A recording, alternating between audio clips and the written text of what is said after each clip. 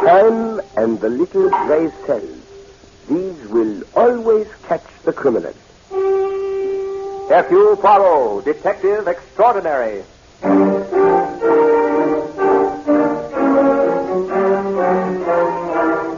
From the thrill-packed pages of Agatha Christie's unforgettable stories of corpses, clues, and crime, Mutual now brings you, complete with bowler hat and magnificent mustache, your favorite detective, Hercule Poirot, starring Harold Huber in The Bride Wore Fright.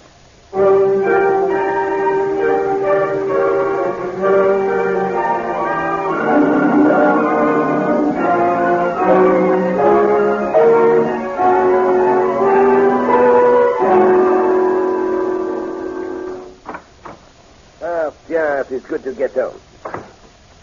1,000 thunders, what does it cost with the lights? Well, there is always the lamp. Please, I'm not a thief. I'll go out quietly. I didn't take anything. I didn't really. Unless you count a cup of coffee. I was so hungry. I'll pay for that. Just let me get out of here, and please don't say anything about it. Please, mademoiselle, give me a moment to think, and let me turn on the lamp and look at you. Oh, indeed, mademoiselle. Or should I say madame? Inasmuch as you are wearing a wedding gown? No, it's not madame. That's why I'm here. Mademoiselle, I am not a minister. No, you don't understand. I didn't get married. I ran away. They chased me, so I hid in this apartment. And how did you get in? Well, I ran in here because I saw Peter coming around the corner. I ran into the elevator and told the boy to take me to the top floor.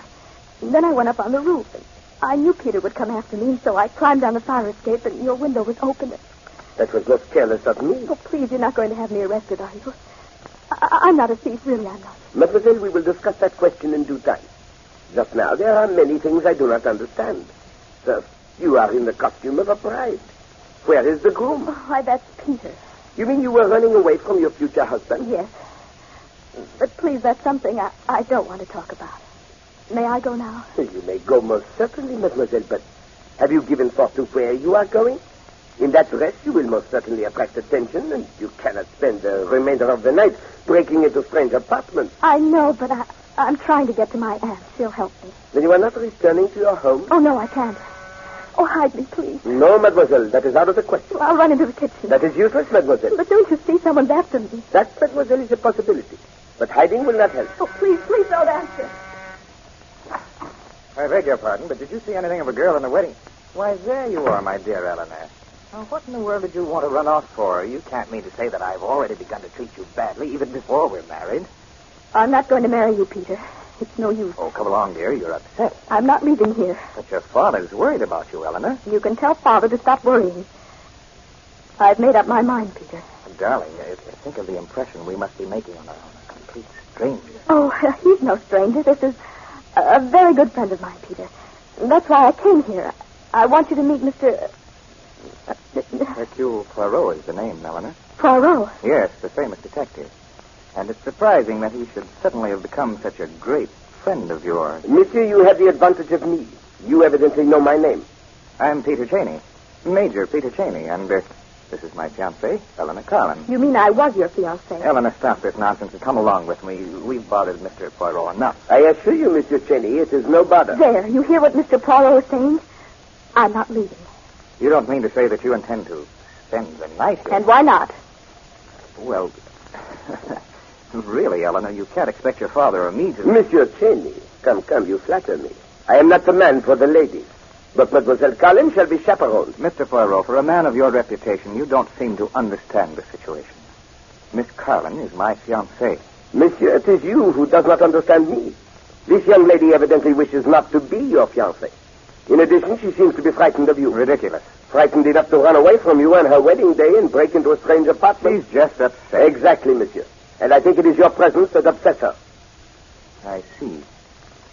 Well, I suppose I should have known. This is too good an opportunity for any private detective to pass up. When you saw me and heard my name, you knew there'd be something in it for you. Monsieur, I assure you, you are not very astute. Mademoiselle Carlin, would you be kind enough to telephone your aunt and ask her to stay with you? I certainly will. Now, if I give you a check for $5,000 as a retainer, will you then agree that Eleanor has been acting foolishly and let her come with me? Really, monsieur, you are an intelligent man, but with one weakness. You are evidently under the impression that money can purchase anything. Why not? The check is good, you know. I have no doubt of it, monsieur. Keep it. I am not interested. Mr. Poirot, I am warning you.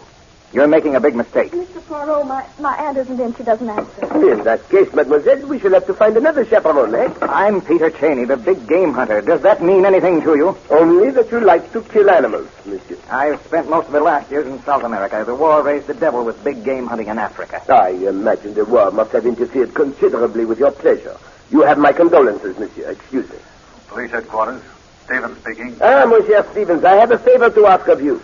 Oh, sure, Poirot. Anything at all short of murder. Well, this is most simple, mon ami. I wish you to spend the night with me in my apartment. I have a young lady here, and... What? A girl? Stevens, you will give yourself bad blood shouting so. I want you to act as chaperone.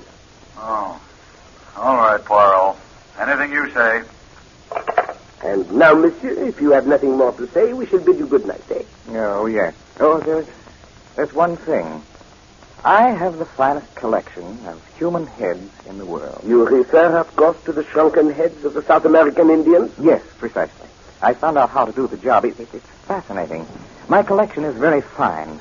I was just thinking, your mustaches would add to that collection. An amusing fancy, monsieur.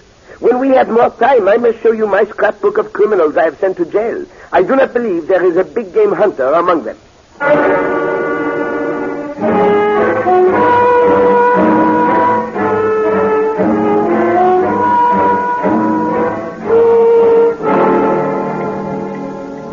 Well, at least I'm getting a good breakfast out of this, Poirot. What's the matter? You're not eating. I am worried, mon ami. Now, look, Poirot, you've done enough for Miss Carlin already. She's going over to her aunt's this morning, and that's all there is to it. I only wish you were right, mon Dieu. Monsieur Cheney will not let go so easily. Well, I still don't see what you can do about it. After all, it isn't a crime to want to marry a girl. Good morning, Mr. Poirot. Oh, Inspector Stevens. Good morning. I want to thank you for being so kind to me. That smells good. And it is good, mademoiselle. Come, sit down. And Okay. this time you can drink coffee and not worry about being taken for a seat, eh? Yes, monsieur? Eleanor, I'm surprised at you. To think that my daughter would disgrace me by running away from her wedding and making a public exhibition of herself is shameful. Good morning, Eleanor. Oh, Peter, you too? Well, young lady, Father, I'm sorry. I know that what I did was pretty bad. I should have refused to go through the wedding in the first place. but why? What possible objection can you have to Major Cheney? Only that I'm not in love with him, Father. And I should think that would be enough reason for any father not to force his marriage into any marriage. I'm sure you'll learn to love me, Eleanor. Oh, nonsense. The girl doesn't know her own mind. She's much too young. I'm old enough to be able to make up my own mind as to whom I want to marry. I'm over 21, and you can't make me marry anyone I don't want to. Eleanor, I want you to come home and talk this over with me reasonably. I'm sorry, Father. I know that Peter can ruin you financially, and probably will if I don't marry him, which ought to be reason enough why you shouldn't insist that I do. Eleanor, I want you to come home with me now. I'm sorry, Father. I'm going to live with Aunt Susan. Let Eleanor do what she wants, Roger. I like a girl with a mind of her own. Don't worry. I'll change it. Well, that's very decent of you, Peter. And as for you, gentlemen, you meddling, interfering French busybody. Monsieur Darlin, that I will not tolerate. I am not French. I am Belgian. And you! Since when do the members of the New York police force interfere between a father and a daughter? Huh? Well, I Mr. Carlin, Inspector Stevens spent the evening with me as my invited guest, which is a good deal more than I can say for either yourself or Monsieur Cheney. His presence here was in a friendly, not an official capacity. Come along, Roger. I don't think we're wanted. Oh, by the way, Inspector, if anything should happen to Mr. Poirot, anything violent, I mean, I trust that you will then be present in your official capacity. Good day, gentlemen.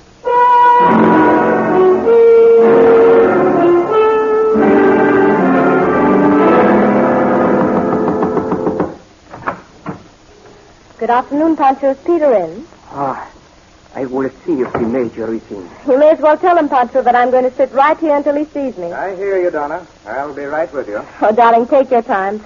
As long as I know you're here, I'm happy. Donna, darling, I'd never keep you waiting. You know that. Oh, Peter, I knew it wasn't true. And if you think that was a mistake, here. All right, Pancho. Down, Murphy. Down, I say. Oh, you've brought Muerte with you. Where I go, he goes. He's well named, Donna. Muerte. You know. I know. Death. Right. I told you not to come here. Peter, I just had to. I couldn't believe that you were going to marry that girl. I am. And now that you know it, you can go right back to South America. Oh, Peter, why? Why? Why do you want to marry her? I assume you asked me that because I never wanted to marry you. You're just like all stupid women. Donna, I'm through with you. You shan't marry her, Peter, because I'm not through with you. Donna, you don't know what you're saying. No, yes, I do. You're not going to marry her, do you hear? Because if you do, I'll go to the police. I'll tell them about Juan. Remember Juan, Peter? He was tied to a tree and torn to pieces by a dog. That dog might have been Muerte. Poor Muerte. You get the blame for everything. And what about that Englishman? What was his name? Gibson, that's it. He died of a broken neck. You're very good with a bullwhip, Peter. An expert, aren't you? You'd actually go to the police and tell them, Donna? I will. I swear I will if you kick me out. Donna, you really love me.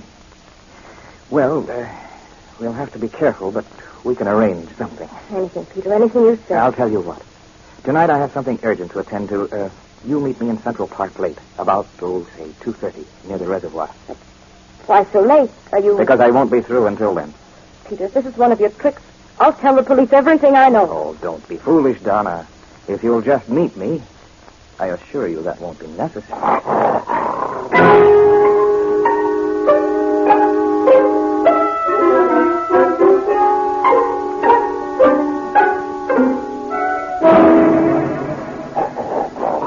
Easy now, Muerte. Easy. Wait, boy. Wait. Peter! Oh, Peter, where are you? There she is, Muerte. Get her, boy. Drive her towards me.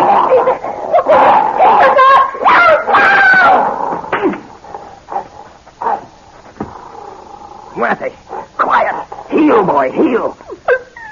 Good dog. That's a fine dog. Come on, boy.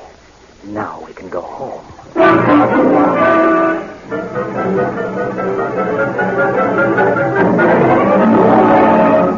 Well, that's the way we found her, Poirot. Lying in the bushes near the reservoir with her neck broken like that. Ah, the pauvre petite. This is a most singular affair, Stevens. The manner in which the neck is broken gives one furiously to think, n'est-ce pas? Somebody awfully powerful must have gotten hold of her. Perhaps, but if that is true, mon ami, where are the marks of fingers? Hey, all right, Poirot.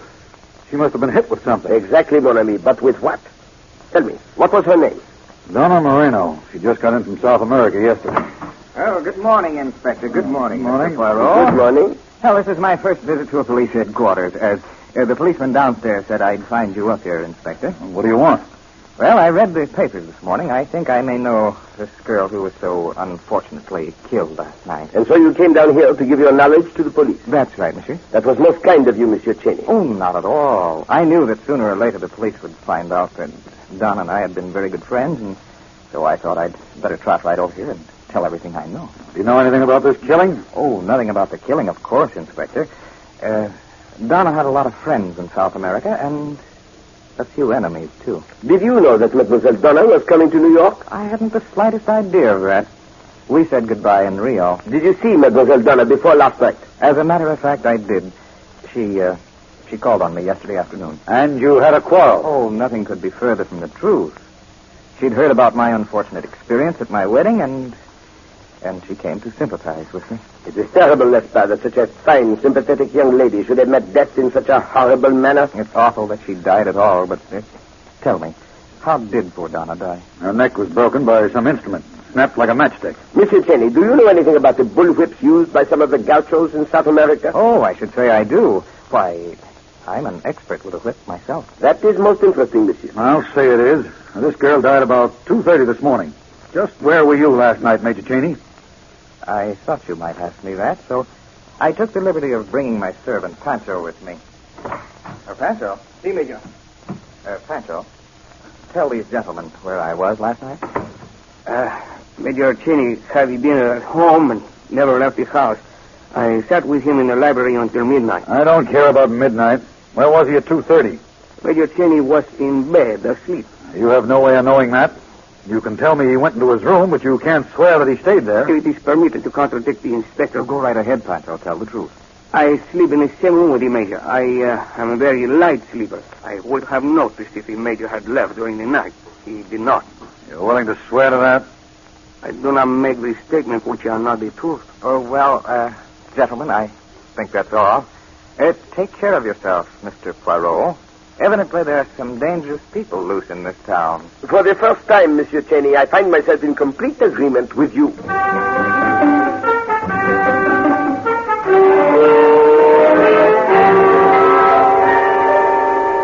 Do you mind if I sit down, Eleanor? Oh, Peter, I wish you'd leave me alone. Aren't you tired of working, Eleanor? You don't have to, you know. I like working.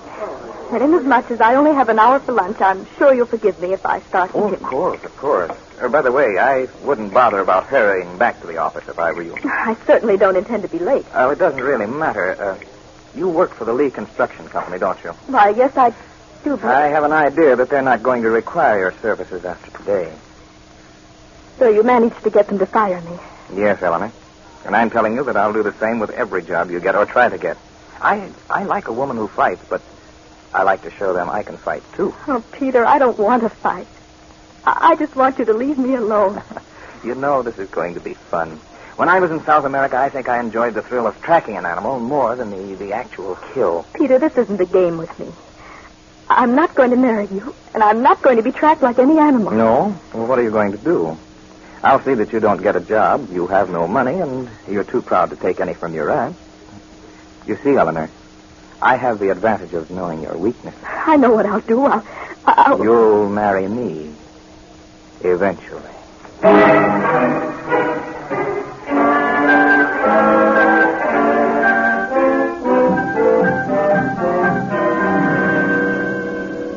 Poirot, I've sat in your apartment many times when we were working on a case, but I've never known as much as I do now and yet felt as helpless. Then you do know the murder of Mademoiselle Moreno, mon ami. Sure, don't you? Yes, it is a certainty. And the devil of it is we can't do a thing. I don't dare arrest that Cheney guy. I haven't got a case. That phony alibi is perfect. No alibi is perfect, mon brave. Monsieur Cheney is a murderer, and he must be punished. Yeah, but how? Poirot, I tell you, the DA wouldn't even take the case to court.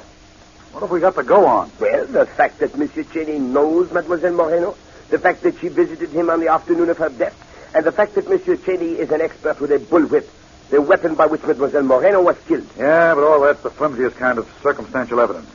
Put all that against his alibi, and we're licked. In this instance, mon cher Stevens, I agree with you.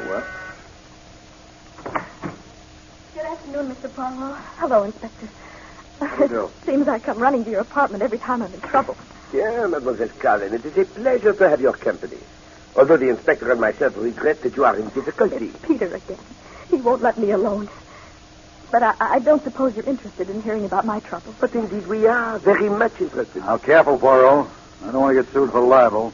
And that's something this Cheney guy is perfectly capable of doing. You mean Peter's in trouble with the police? That is just the point, mademoiselle. Monsieur Cheney is not in trouble, but he should be. Why? What has he done? First, what has he been doing to annoy you? Well, he's gotten me fired from my job and threatened to keep me from working. And he seems perfectly able to do it. Mr. Stevens, this Cheney must be checked. Yeah, but how? What has he done? He is a murderer, mademoiselle. Of that we are perfectly certain. But he is diabolically clever. He has found a simple way of committing murder so that we know he has done it, and yet we cannot prove it in a court of law. Now, please don't tell anybody, Miss Carlin. Oh, no. I can't tell you how we're going to handle him, though. He has an unbreakable alibi. Mon ami, he has, therefore we must break it. And I think I know how. Well, are you going to let me in on this? Most certainly, mon vieux. Mademoiselle, you said that Monsieur Cheney still wants you to marry him? Yes, and it frightens me. That I can understand, mademoiselle. But that makes me believe that we can start to begin to arrive in the vicinity of somewhere. I beg your pardon? What did you say? Carlin, that means he has an idea. Exactly, mon cher Stevens. The little gray cells have found a way. What are you going to do? First, I am going to the Museum of Art, monsieur.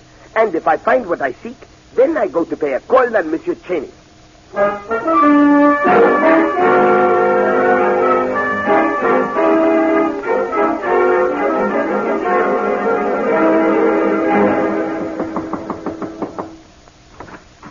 May I see Monsieur Cheney?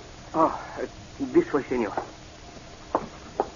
Ah, Mr. Poirot, this is a surprise. I'm glad to see you. Monsieur Cheney, you have been a great deal in my thoughts. I'm sure I have, and you in mine. Would you care to see my collection of heads? It's even finer than the one in the Museum of Art. But I should enjoy that immensely, monsieur. Oh, they're right in this other room. And while we are examining the collection, we shall talk, eh? Of course. What about? Murder? You have said it, monsieur. Now, here's a head I'm particularly proud of. It's the head of a man named Juan who died in a most peculiar circumstance. Some animal had chewed him almost to pieces, yet you can hardly see the trace of a scar. Perhaps he was murdered, monsieur. Well, now, what makes you say that? Down, Murphy. Stay back. It seems that so many things about you, Monsieur Cheney, bring murder to my mind. Even your dog is named Death. That's because he's dangerous, Mr. Poirot. I always think people should be warned, don't you? But of course. And did you warn poor Mademoiselle Donna, monsieur? Well, now, why should you think I had anything to do with Donna's death? I do admire the way it was done, though, quickly and efficiently. I understand you have been annoying Mademoiselle Collins. I thought we were going to talk about murder. Oh, now, here's another fine example of the art of shrinking human heads. Murder and marriage, monsieur. I just thought it fair to warn you that I will not allow Mademoiselle Collins to marry a murderer. Good for you. I wouldn't want Eleanor to marry someone like that either. Monsieur, I am saying that I know you are a murderer. Oh, yeah? I am also saying that I will not permit Mademoiselle Collins to marry you even if she wants to. And I'm telling you that it's none of your business. And, Monsieur Cheney, I shall do everything in my power to help Mademoiselle Collins, financially and otherwise. You will persist in sticking your neck out. And you break necks that are in your way, n'est-ce pas? Sometimes. But listen, Mr. Poirot, I have too much respect for you to want to quarrel. I'd like to get together when I've had time to think this over, and maybe we can talk more reasonably. Anytime you say, monsieur. Well, frankly, I'm too upset now to be able to think clearly. Shall we say, tonight at 11? Consider it said, monsieur. Shall we meet here? No, I'd rather not. Oh, come. Surely you are not going to ask me to meet you in the park. Oh, no, of course not. I don't think you would anyway. Not without being followed by a good number of police. And you would not like that, monsieur? I think our meeting place should be private, don't you? By all means, monsieur. I haven't. There's an old hot dog stand out on Long Island, been abandoned for quite a while, just a few miles east of Bayville on Route 19. It's in the middle of a vacant lot. Nothing around for miles. You can see anyone coming miles away. How about meeting me there? Monsieur Cheney, you have an appointment.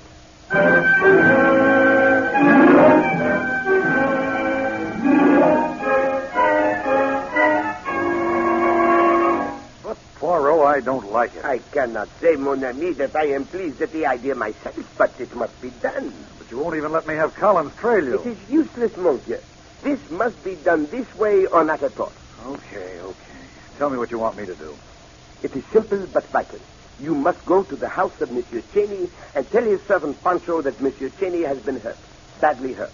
But will he believe me? It is essential that he must.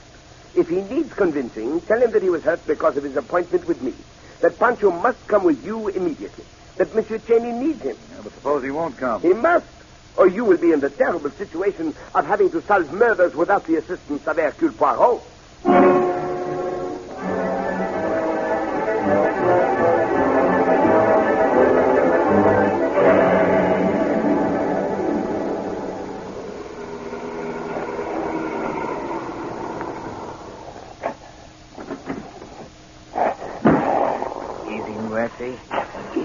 Easy, boy. Wait a minute. Bonsoir, Monsieur Cheney. Is that you? Down, Murphy. Down. Good evening, Mr. Poirot. I'm glad to see you came alone. Don't stay so far away. Come up a little closer. I do not like the actions of your dog, monsieur. No? Well, I don't think he likes you either. Get him, Murphy. Get him. Come, Monsieur Cheney. That was stupid of you, eh? Did you think I would come unarmed to meet you? I'm glad to see the pistol in your hand. Exact. May I congratulate you, monsieur? You are most expert with that whip. Thanks. Start running, Mr. Poirot. I always like to give the ones I hunt an even break. In this case, monsieur, you are doomed to disappointment. I shall not run. If you think you can break my neck with that whip, I am unable to stop you. But I warn you, Monsieur Cheney, you will die for it. And that takes care of you, Mr. Poirot.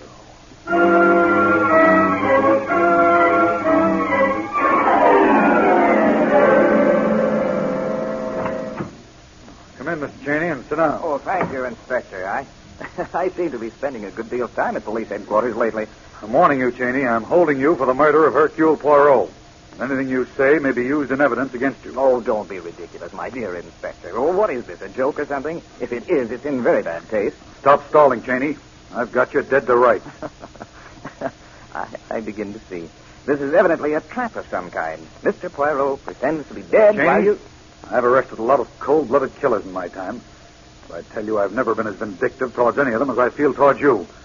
You not only killed a great detective, but the best friend I ever had. Before you go any further, Inspector, I'd like to warn you that I'm going to sue you for false arrest and libel, or else have you put in an insane asylum. I suppose you're going to tell me you were home all night and your servant Pancho was prepared to swear to it. That's exactly what I'm telling you. Okay, that's it. That's all I wanted to hear.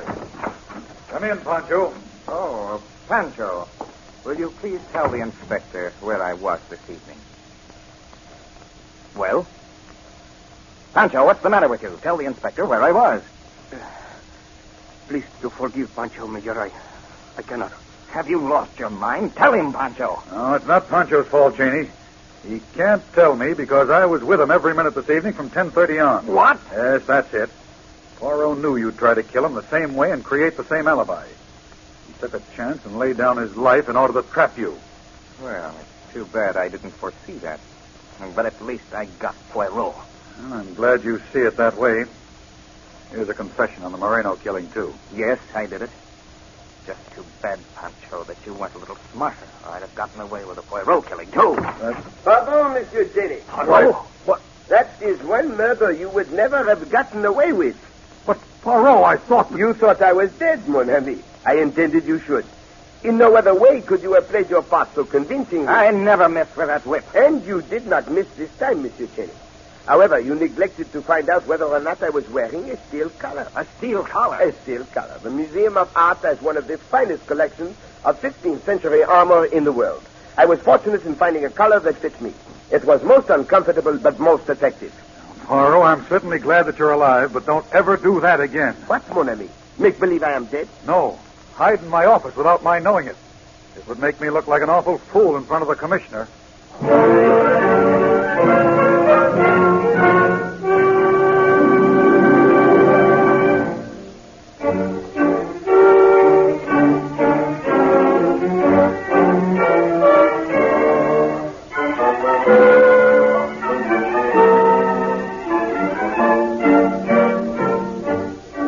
To listen next week when Agatha Christie, America's favorite mystery writer, brings you her favorite detective, Hercule Poirot, starring Harold Huber in The Letter and the Mad Woman.